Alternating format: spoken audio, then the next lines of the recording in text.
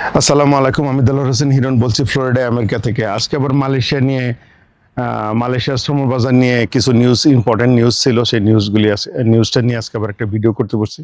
কারণ আপনারা সবাই জানেন, বিগত 21-22 তারিখে আমাদের প্রধানমন্ত্রী তারেক রহমান উনি মালয়েশিয়া সফরে গেছেন। ওনার এই সফরটা নিয়ে আমরা সবাই ফরেনার যারা যারা আমিও রেমিটেন্স যোদ্ধা ভাই, উনিও বলছে একটা কথা, উনিও বলছে উনিও শ্রমিক। যার যার এক এক জায়গায়, যার যার জায়গায় সেই শ্রমিক, কাজ যে করে সেই শ্রমিক। যাই হোক, সেই শ্রমিক হিসাবে, রেমিটেন্স যোদ্ধা হিসাবে আরেক রেমিটেন্স যোদ্ধাদের প্রতি আমার সহমর্মিতা থাকে। সেই জন্য সবসময় চেষ্টা করি যে রেমিটেন্স যোদ্ধাদের নিয়ে যদি কিছু করতে পারি, তাহলে আমি নিজেকে ধন্য মনে করি আর কি। নিজেকে মনে করি অ্যাজ এ ইউটিউবার হিসাবে আমি অনেক মনে করি যে নিজেকে সফল মনে করি। আর একটা কথা বলি ভাই, ইউটিউব দিয়ে আমার মোটো আলাদা। পৃথিবীতে এক একজন এক একভাবে ইউটিউব করে, সবারই গুরুত্ব আছে, সব ইউটিউবারদেরই গুরুত্ব আছে। আমি কাউকে ছোট করতে চাই না। তবে আমার জায়গা থেকে আমি যেটুকু মনে করি ভাই, আমার ইউটিউব চ্যানেল দেখে যদি কেউ উপকৃত হয়, আমি মনে করি সেটাই আমার বড় সফলতা। আমি ইউটিউব চ্যানেল করি বা ইউটিউব দিয়ে আমার টাকা ইনকাম করতে পারি, এই মোটো নিয়ে কিন্তু আমি ভাই ইউটিউব ভিডিও করি না ভাই। আর যদি হইতো তাহলে ভাই প্রতিদিন না কোনো নিউজ আমি দিতে পারতাম ভাই। কারণ যেসব নিউজের কোনো ভ্যালু নাই, যেসব নিউজ দিয়ে মানুষের উপকার হয় না, মানে আর্থ সামাজিকতার পরিবর্তন হয় না, কোনো পরিবারের উন্নতি হয় না, কোনো গোষ্ঠীর উন্নতি হয় না, কোনো জাতির উন্নতি হয় না, সেই সব ভিডিও করার থেকে আমার কাছে ভালো লাগে না। যাই হোক, তথাপরি আজকে আর প্রসঙ্গে যাব না, মেন টপিকসে আসি। প্রধানমন্ত্রী তারেক জি আসলো। উনি মালয়েশিয়া আসার পরে একজন বাঙালি হিসাবে ওনার এই আতিথ্যতা দেখে, মালয়েশিয়ার আতিথ্যতা দেখে ভাই নিজের খুব গর্বিত মনে হচ্ছে যে একজন বাঙালি হিসাবে ওনারে যে সম্মান দিছে, ওনারে আর ওনার পত্নী ডাক্তার জুবাইদা রহমানের যে সম্মান দিছে, সম্মান পাইছে ভাই। আমি এ টু জি, কারণ মালয়েশিয়া নিয়ে অনেকদিন ধরে ভিডিও করি, তো শ্রমবাজার নিয়ে আমি বিভিন্ন ইনফরমেশন কালেক্ট করে ভিডিও করি। এই জন্য আমি খুব তীর্থের কাকের মতো বসেছিলাম যে কোনো একটা ভালো নিউজ আসে কিনা। কিন্তু ভাই বেলা শেষে সেই একই আসছে।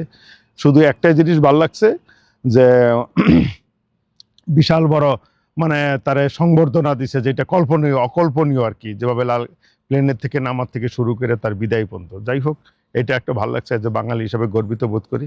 কিন্তু আরেকটা একজন রেমিটেন্স যুদ্ধ হিসাবে ভাই, এই সফরটা আমার কাছে সেরকম তাৎপর্যপূর্ণ মনে হয় না। কারণ কত হয়েছে ভাই, আমরা কি চাই ভাই? ওই যে কনে কানায় কি চাই চোখ, ল্যাংরায় কি চাই ভাই ফাঁক। এখন ভাই আমরা যারা রেমিটেন্স যোদ্ধা, আমরা যারা বিদেশে যাব, আমরা যারা গরিব ফ্যামিলির লোক, আমরা চাই কি বিদেশে শ্রমবাজারটা খুলুক মালয়েশিয়া। কারণ অনেকের কাছে মালয়েশিয়া 1 নম্বর চয়েস ভাই বিশ্বে। বাংলাদেশ থেকে যারা বিদেশে শ্রমিক যায়, তাদের কাছে যদি অনেক, যেমন যশোর, খুলনা, কুষ্টিয়া ওই এলাকায় যাবেন, সবাই বলবো সবার আগে মালয়েশিয়া ভাই। মালয়েশিয়াটারে ওরা একটা তীর্থস্থানের মতো মনে করে আর কি। যাই হোক, আমারও ভাই বিশ্বের বহু দেশ ঘুরছে, আমারও ভাই 1 number choice Malaysia. I love Malaysia ভাই। যাই হোক, সেই জন্য আর কি, যে ঘুরে ফিরে আমাদের কাছে ওই কি হইলো না হইলো তো আর আমরা বুঝতেছি না। আমরা বুঝতেছি যে মালয়েশিয়ার শ্রমবাজার চালু হলো কিনা, মালয়েশিয়ার কলিং চালু হলো কিনা। শ্রমবাজার মানে আমরা যারা বাংলায় এক কথায় বুঝি আর কি, কলিং ভিসা চালু হয়েছে কিনা, এই কিউজ। না ভাই, বেলা শেষে সেই সারসংক্ষেপ। গত 2 মাস আগে, 1.5 মাস আগে শ্রমমন্ত্রী আর ওই যে প্রধানমন্ত্রীর উপদেষ্টা মেহেদী আমিন, উনি গেছিল। মেহেদী আমিন যাওয়ার পরে কি হয়েছে, মালয়েশিয়া শীঘ্রই মালয়েশিয়ার শ্রমবাজার চালু হবে, এটা নিয়ে তো বিশাল পত্র পত্রিকায় লেখালেখি হয়েছে, এমনকি মেডিকেলও শুরু করে দিছে অনেকে। এটা মাত্র বলে সময়ের ব্যাপার। যে সময়ের ব্যাপার কি, তখন আমিও খুব আশাবাদী ছিলাম, কারণ আমিও চাই মালয়েশিয়ার শ্রমবাজারটা খুলুক। এটা আমার ভাই মনে প্রাণে আমি সবচেয়ে বেশি খুশি হইতাম। যাই হোক, সেই প্রধানমন্ত্রী আসার পরে সেই সমঝোতা উনি অনুরোধ করছে, এটা ওরা প্রসেসিং আছে। তো এই জায়গায় একটা প্রবাদ বাক্য আমার মনে পড়ে গেল ভাই, যে বললেন যে সময় এবং নদীর স্রোত কারোর জন্য অপেক্ষা করে না। এই কথাগুলি, এই ভিডিওগুলি শ্রমবাজার নিয়ে বিভিন্ন সময় বিভিন্ন টপিকস নিয়ে বিভিন্নভাবে আমি বাংলাদেশের মানুষকে জানানোর চেষ্টা করছি এবং ইনফ্লুয়েন্স করার চেষ্টা করছি যে ভাই, কারণ গত তত্ত্বাবধায়ক সরকারের সময় কিন্তু মালয়েশিয়ার শ্রমবাজারটা 16টা না 17টা সোর্স কান্ট্রির জন্য ওপেন ছিল। ডেডলাইন ছিল 31শে ডিসেম্বর গত। তখন তো তত্ত্বাবধায়ক সরকার ক্ষমতায়, তখন নির্বাচনের ডামাডোল বাজতেছে। মানে গত বছর 2025-এর আগস্ট থেকে 31শে ডিসেম্বর পর্যন্ত এটা চালু ছিল। তখন আমাদের ঘটা করে আমাদের এই যে আরিফ, মানে যে প্রবাসী কল্যাণ মন্ত্রী আরিফ সাহেব, কাজের কাজ তো কিছুই করে জানে, দেশটারে ক্ষতি করে থয়ে গেছে। সে যদি তখন উদ্যোগ নিত, একটা ভালো কাজ, ব্যাপার হচ্ছে কি ভাই, মানুষের জীবনটা ছোট ভাই, সব কাজ আপনি ভালো করতে পারবেন তা নাই, একটা কাজও যদি ভালো করে যাইতো তাও মনের ইয়ে শান্তি পাইতাম আর কি। যা তো করে গেছে, যা তো এখন শুনতেছি পেপার ম্যাগাজিনে শুনতেছি ভাই, যা কাহিনী, যা লম্বা পিছনের যা কাহিনী যা শুনতেছি, মনে হয় না যে কোনো একটা ভালো কাজ করে থুয়ে গেছে। যাই হোক, উনি যদি ওই টাইমে যদি কড়া পদক্ষেপ নিতেন, কারণ মালয়েশিয়া চাইছে স্বচ্ছতার ভিত্তিতে লোক নেবে, কারণ 4 লাখ 5 লাখ 6 লাখ টাকা করে যায় সিন্ডিকেট, মালয়েশিয়া চাইছে মোট কথা সিন্ডিকেটটা ভাঙতে।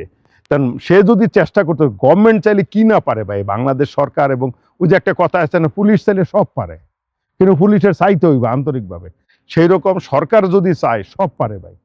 তা সরকার যদি ওই টাইমে সরকার যদি কইতো যে হ্যাঁ আমরা নিজেরা এই মুহূর্তে আমরা বুয়েসেলের মতো আরো সরকারিভাবে কতটি প্রতিষ্ঠান কিংবা কেউ যদি দায়িত্ব নিয়ে যদি করতো যে আমরা ম্যান পাওয়ারের রিক্রুটিং এজেন্সি করে এই এজেন্সির মাধ্যমে আমরা মালয়েশিয়া লোক পাঠাবো, তখন কিন্তু এটা সম্ভব ছিল।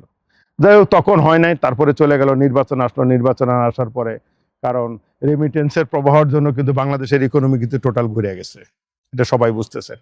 যাই হোক, তারপরে নতুন প্রেসিডেন্ট, আমাদের নতুন প্রধানমন্ত্রী আসলো, নির্বাচিত সরকার আসলো, সরকার আসার পরে মালয়েশিয়া রিকোয়েস্ট করলো, কিন্তু ততদিনে তো সব বন্ধ হয়ে গেছে, মার্কেট বন্ধ হয়ে গেছে, কারণ ওদেরও তো একটা টাইম লিমিট আছে, প্রত্যেকটা দেশের তো একটা নিজস্ব একটা নিয়ম নীতি আছে, কারণ একটা দেশের জন্য স্পেশাল, একটা দেশের জন্য তো কোনো নিয়ম নীতি তো ওরা চেঞ্জ করতে পারে না, কারণ যদি বাংলাদেশিদের জন্য কোনো কিছু করতে চায় তাহলে আরো তো 16-17টা সোর্স কান্ট্রি আছে, তাদের জন্য তো একই জিনিস করতে হবে। ওই যে অনেকে বলতেছে যে ভাই অবৈধদের বৈধ করে নাকি, জানো, অবৈধদের যদি বৈধ বাংলাদেশিদের জন্য করে, সবচেয়ে বেশি অবৈধ লোক কিন্তু এখন মালয়েশিয়াতে বাংলাদেশি।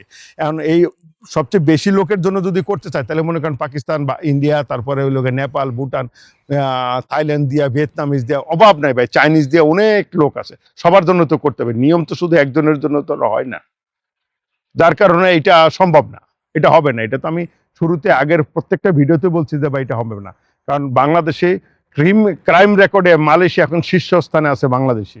বাংলাদেশিদের এখন পুলিশের কাছে একটা আতঙ্কের নাম হইলো বাংলাদেশি, মানে সামাজিকভাবে যে মালয়েশিয়ার সমাজে বাংলাদেশিরা হলো আতঙ্কের নাম, হয়তো অল্প কিছু লোকের জন্য আজকে এই এই এই জিনিসটা হইতেছে। যাই হোক, দোয়া করি তাদের আল্লাহ শুভবুদ্ধির উদয় দেখ, তারা চিন্তা ভাবনা করুক, কারণ সারা দেশে বিদেশে গিয়ে যদি কোনো খারাপ কাজ করে এটার জন্য দেশের ভাবমূর্তি সারা ক্ষুণ্ণ করতেছে। যাই হোক, এই গেল, এই জন্য এটা হবে না। আর বরঞ্চ আরো কড়াকড়ি নিয়ম করতেছে, যারা মাঝখানে ছিল ওই যে 30 এপ্রিল পর্যন্ত ছিল, মানে অবৈধদের বৈধ মানে দেশে যাওয়ার জন্য একটা সুবর্ণ সুযোগ দিছিল, যারা টিকিট কেটে 14 দিনে, এটা নিয়েও একটা ভিডিও আছে আমার চ্যানেলে, যারা যাবে তাদের জরিমানা দিয়ে, অল্প কিছু টাকা জরিমানা দিয়ে তারা বেরোয় চলতে, মনে হয় সেটাও মনে বন্ধ হয়ে গেছে, এখন ধরলে নাকি জেল জরিমানা হচ্ছে।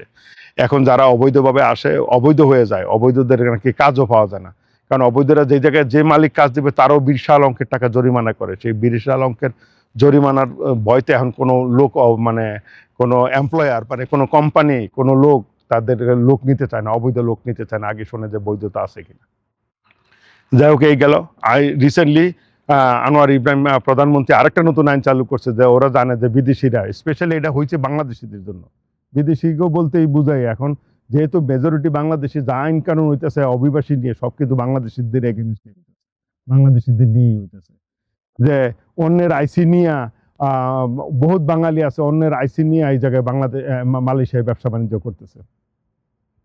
দেখো, এটা নিয়েও একটা নতুন আইন করছে, যে না, এটা নিয়েও মাঝখানে ধরপাকড় শুরু হয়েছে, এবং এটা কিপ কন্টিনিউ চলবে, যে অন্যের আইসি নিয়ে আপনি ব্যবসা করবেন, আপনার ওয়ার্ক পারমিট আছে, আপনি আরেকজনের আইসি নিয়ে তার নামমাত্র একটা পয়সা দিয়ে মান্থলি 500-1000 রিঙ্গিট দিয়ে আপনি ব্যবসা করে নেবেন, বা সেটাও বন্ধ করে দিছে। তার মানে অনেকগুলি রাস্তা। তবে হ্যাঁ, মালয়েশিয়া চাইতেছে যে বৈধ উপায়ে আসো, বৈধভাবে কাজ করো, 2-3 বছর 3 বছর 4 বছর কাজ করে তোমরা তোমার দেশে চলে যাও। এবং মালয়েশিয়া চাইতেছে সবচেয়ে বড় স্কিল ওয়ার্কার চাইতেছে, স্কিল ওয়ার্কার চাইছে, এটা আমি তাদের সাধুবাদ জানাই। তাই স্কিল ওয়ার্কার চালাইলে প্রধানমন্ত্রী কিন্তু তার স্পিচে বলছে সে অনেকগুলি ভোকেশনাল ইনস্টিটিউট করতেছে, তারা ল্যাঙ্গুয়েজের উপরে একটা ইনস্টিটিউট করতেছে, ইভেন শিক্ষা ব্যবস্থায় তারা ল্যাঙ্গুয়েজ আনতেছে, ফরেন ল্যাঙ্গুয়েজ আনতেছে, যেহেতু কারণ আমরা বাংলাদেশিরা বাংলা ভাষা ছাড়া অন্য কিছু ভাষাই বুঝি না। সাথে আমি মনে করি সবার ইংরেজি ভাষাটার উপরে পাশাপাশি দক্ষতা থাকা উচিত। যাই হোক, আর হলো ভোকেশনাল ট্রেনিং সেন্টার নিতেছে, যেখানে নাকি ট্রেনিং করে স্কিল ওয়ার্কার পাঠিয়ে দেবো, কারণ আনস্কিল ওয়ার্কারের চাহিদা পৃথিবীতে কমে আসতেছে ভাই, এখন সব জায়গায় চাহিদা স্কিল ওয়ার্ক। এই গভর্নমেন্ট বিভিন্ন দেশে বিভিন্নভাবে ওয়ার্ল্ডের বিভিন্ন সোর্স কান্ট্রিতে কাজ করতেছে, যেখানে লোক শ্রমবাজারটা লোক পাঠানো যাইতেছে। কারণ দেখেন, গত 23-24 ছিল, 24-এর দিকে যখন নাকি এই যে সরকার পতন, বিগত সরকার পতনের সময় কিন্তু ছিল কি যে 12 না 13 বিলিয়ন ডলার ছিল রেমিটেন্স, সেটা এখন 35-এ চলে আসে। তার মানে রেমিটেন্সের উপরে এই গভর্নমেন্টের বিশাল বড় একটা নজর আছে, সুনজর আছে, কারণ রেমিটেন্স ছাড়া কোনো উপায় নাই। যাই হোক, তারা সেই জন্য আরো সোর্স কান্ট্রি খুঁজতেছে। আর তদুপরি একটা কথাই বলতে চাই, আজকে ভিডিও সার সংক্ষেপে একটা কথা বলতে চাই ভাই, প্রতারণা হচ্ছে সাবধান ভাই। মালয়েশিয়ার শ্রমবাজার মোটেও চালু হয় না, এবং আদৌ কবে চালু হবে তার কোনো ঠিক ঠিকানা নাই ভাই। কিন্তু যে কিছু সংখ্যক অসাধু কোম্পানি রিক্রুটিং এজেন্সি আছে, বলবে যে তোমরা রেজিস্ট্রেশন করো, মেডিকেল করো, এই করো, চালু হয়ে গেছে প্রধানমন্ত্রী। কারণ বাংলাদেশের মানুষ ভাই, আমরা ভাই বহুত সহজ সরল ভাই। এই সহজ সরল মানুষেরকে প্রতারণা করা খুবই ইজি ভাই। আর এক শ্রেণীর লোক বসে আছে মানুষের প্রতারণা করে, মানুষের প্রতারণা করে গরু ছাগল বেচা, সুদে আনা টাকা দিয়ে আইনা তারা আয়েসি জীবন যাপন, বিলাসী জীবন যাপন করার জন্য তারা ব্যস্ত আছে। তবে আমি তাদেরকে বলবো যে ভাই, যারা মালয়েশিয়া যাবেন ভাই, অপেক্ষা করেন, এছাড়া কোনো উপায় নাই ভাই, কারণ সবকিছু দেরি হয়ে গেছে। কারণ বিগত সরকারের ঝামেলা, কারণ যে হামে মারা গেছে, টিকা কিনে নেই, তার জন্য হামে বহুত লোক মারা গেল, বহুত ছেলে বাচ্চা মারা গেল। বিগত সরকার কোনো মানে কড়া অ্যাকশন নেয় না, যার কারণে মালয়েশিয়ার শ্রমবাজারটা হারাইছে। মানে বিগত সরকার 18 মাসে দেশটারে পঙ্গু বানাই থুয়ে গেছে ভাই। আমরা তো ভাবছিলাম যা ইউনূস সরকার ক্ষমতা আসার পরে দেশের উন্নতি হবে, উন্নতি থুয়ে বা দেশটার একদম ধ্বংসের রসাতলে নামাই থুয়ে গেছে। আওয়ামী লীগ সরকার তো করে থুয়ে গেছে 17-18 বছর, আর এই 18 বছরে যা না করছে, এই 18 মাসে তার চেয়ে বেশি ক্ষতি করে থুয়ে গেছে। যাই হোক, দোয়া করি নতুন সরকার আসছে, নতুন সরকারের ক্ষতি কাটায় উঠতে পারবে। তার সর্বোপরি ইচ্ছা থাকবে, যেহেতু প্রধানমন্ত্রীর একটা আন্তরিক ইচ্ছা আছে বিভিন্ন দেশে সোর্স কান্ট্রিগুলি খোঁজার এবং শ্রমবাজারটার জন্য, সে বুঝতে পারছে যে রেমিটেন্স ছাড়া বিকল্প কোনো ব্যবস্থা নাই। যাই হোক, আমার এই কথা, আমি শুধু আজকের এই মেসেজটা দেওয়ার জন্য ভিডিও করছি যে ভাই, আলোচনার টেবিলে, মালয়েশিয়ার শ্রমবাজার আলোচনার টেবিলে কোনো কিছুই হয় নাই ভাই। অতএব আমার কাছে সবার কাছে অনুরোধ থাকবে ভাই, যারা মালয়েশিয়া যাবেন, কারো কথায় গুজবে কান দিবেন না, কারো সাথে কোনো টাকা পয়সা কোনো কিছু লেনদেন করবেন না, কোনো মেডিকেল না, কোনো কিছুই করবেন না ভাই। এটা একদম ইউনিভার্সাল ট্রু। কারণ আমগো দেশে ভাই, এমন একটা দেশের জন্ম নিয়েছি ভাই, রক্তের ভিতরে মনে করে চিটারি বাটপারি, মানে চিটারিং, মানে বাটপারি কেমনে করতে, এটা আমাদের রক্তের সাথে মিশে গেছে। কারে কেমনে চিটারি করবো, কার সাথে বাটপারি করবো, এটি আমরা মনে করি যে মূল পেশা। কারো উপকার করবো, আমাদের কারো ক্ষতি না হোক, এই জিনিসটা চিন্তা ভাবনা করে এরকম মানুষ পাওয়া দুষ্কর হয়ে গেছে। তারপরেও ভালো থাকবে নিজের দেশ, ওই যে নিজের দেশ যতই খারাপ হোক, আমার তো দেশ। আমিও ভাই সাচ্চা একজন বাংলাদেশি দেশপ্রেমী মানুষ। আমি বাংলাদেশের মঙ্গলটাকে ভালোরে আমি সবচেয়ে বেশি অ্যাপ্রিসিয়েট করি। আমার চোখ দিয়ে পানি এসে যায় যখন নাকি দেখে যে বাংলাদেশের কোনো উন্নতি কিংবা বাংলাদেশ নিয়ে কোনো পজিটিভ কথা কেউ বলতেছে, তখন আমার কাছে ভালো লাগে ভাই। আমি আমার দেশকে ছোট করতে চাই না। যাই হোক, যাই থাক, আমার দেশ ভাই, আমার মাতৃভূমি। যাই হোক, আর আমার কথার ফাঁকে অনেক ভুল ত্রুটি থাকতে পারে, যদি ভুল ত্রুটি থাকে অবশ্যই ক্ষমা সুন্দর দৃষ্টিতে দেখবেন। আবারও বলি, প্রতারক থেকে সাবধান ভাই। মালয়েশিয়ার শ্রমবাজার চালু হয় না। টিল দেন, আল্লাহ হাফেজ।